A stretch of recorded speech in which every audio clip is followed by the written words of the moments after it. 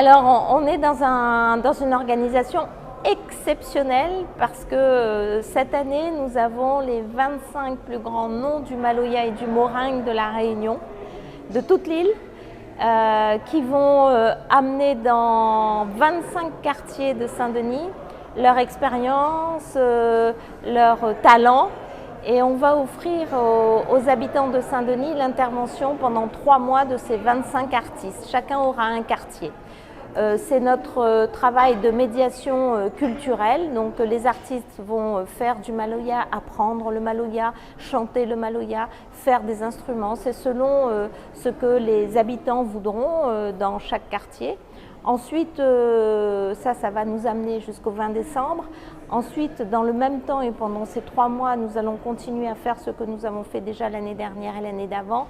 C'est l'intervention aussi sur l'arbre généalogique.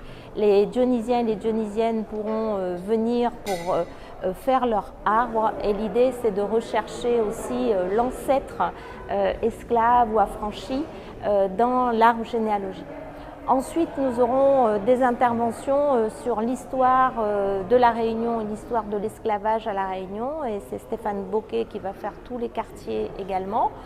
Et puis ensuite, nous aurons avant le 20 décembre, donc le 17, 18, 19 et 20, tout ce travail pendant ces 3 mois va faire l'objet de 5 kabars dans 5 quartiers de Saint-Denis où la population, les associations qui auront travaillé avec les artistes vont faire un rendu spectacle avec ces artistes, ce sera 5 kabars. Le 20 décembre au matin, nous allons faire notre temps de commémoration et nous allons nous déplacer cette année. L'année dernière, nous étions au cimetière de l'Est où nous avons commémoré Toinette, qui est une esclave, la seule tombe d'esclave dans ce cimetière en tout cas.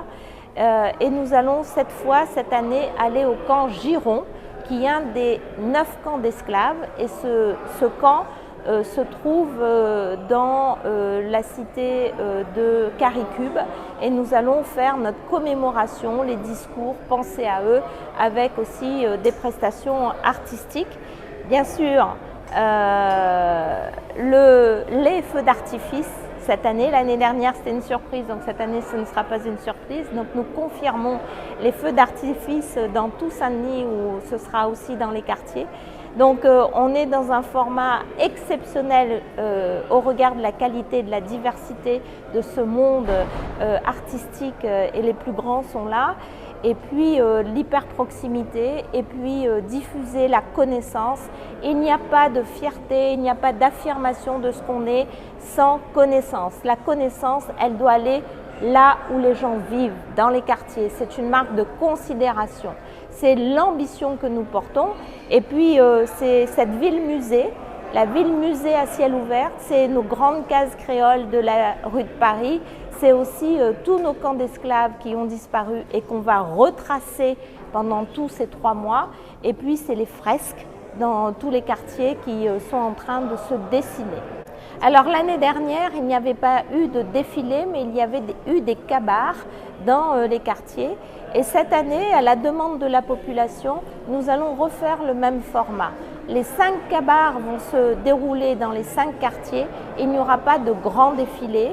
Alors oui, les raisons sanitaires sont une cause, mais c'est aussi parce que les gens ont envie de faire vivre dans leur quartier le rendu de leur travail pendant 3 mois. Donc voilà, on inverse un peu les choses, on repart dans l'hyper-proximité, on est ouvert, on partage et c'est plutôt nous qui allons vers eux que eux viennent vers nous. C'est fondamental, c'est même vital.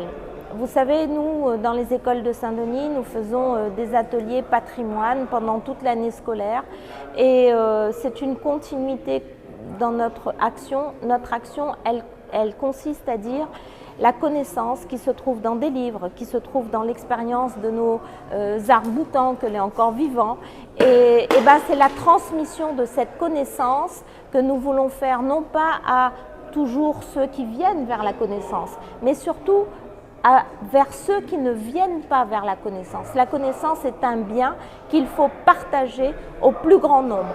Et donc le travail qui est essentiel que nous faisons là, c'est de dire, il y a des sachants de l'histoire de la Réunion, il y a des sachants sur comment on fait un rouleur, il y a des sachants qui savent écrire des poèmes, il y a ceux qui savent chanter, ceux qui ont fait des scènes internationales. Et ben, au lieu de les mettre toujours pour les mêmes, et ben, on va les mettre pour ceux qui n'osent pas, pour ceux qui ne viennent pas.